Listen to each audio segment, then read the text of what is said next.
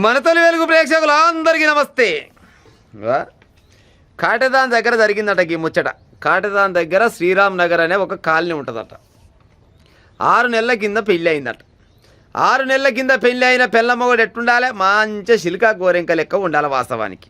కానీ గీలు తాజ్వా ముంగీస లెక్కనేనట. పెళ్ళమ్మగోలు ఎప్పుడు పంచాయనట.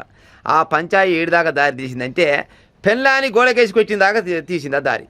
మరి పెళ్ళాని ఏమెక్కరే కొట్టిండు గోడకేసి అంటే ఈసారి అంట బిగ్గరేస్తారంట, మంచిగా తాగి వస్తారంట.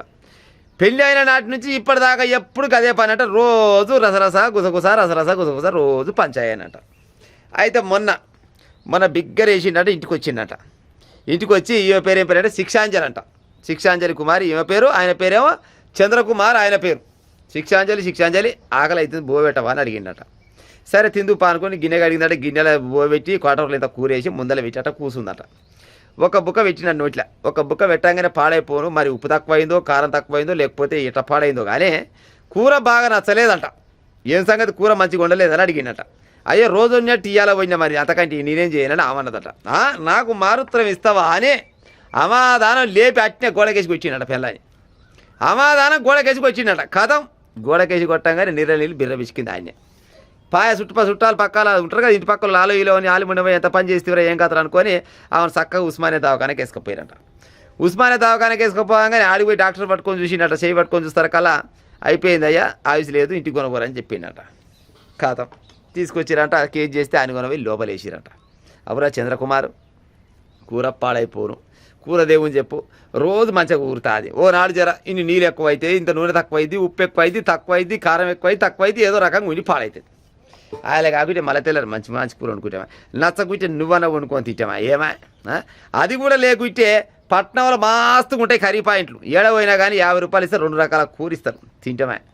గది కాదని కూర నచ్చలేదని పెళ్ళాన్ని చంపుతారా మీరు? నాశనం అయిపోయి ఆడికెళ్ళి దొరికి పాడేయరు చంద్రకుమారు. ఇప్పుడు ఎడ తింటుండొచ్చు పోయి ఇవాళ చిప్ప కూర తింటాడు. మరి జైల్లో కమ్మగా ఉంటుండొచ్చునా బువ్వ? జైలు వేసుకొని పోయి ఆడ నూకిసి పెడతారు. మరి జైల్లో కమ్మగా ఉంటుండొచ్చునా?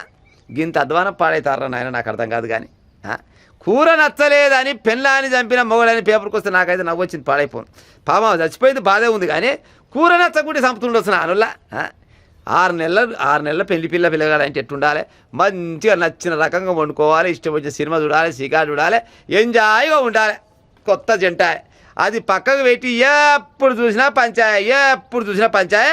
ఆ పంచాయి కాస్త ఏకంగా గోడకేసి కొట్టేదాకా వచ్చిందంటే ఎటపాడైతే చెప్పురిగా వాయ మమ్మగానే జర గిసోని చేత చేయగురు. ఆ తాయిన మైకంలో పాడైపోయిన నాలుక సప్పగా అవుతుంది. చాలా మంది చేస్తుంటారు. కానీ ఏదైనా కానీ ఓ మాట నాలే, లేకపోతే కొడితే దెబ్బ కొట్టామంటే అదో లెక్క. కానీ ఏకంగా పెళ్ళాన్ని లేవట్టి గోడకేసి వచ్చిన దాకా కోపం వచ్చిందంటే నీ కోపం నాశనం అయిపోను.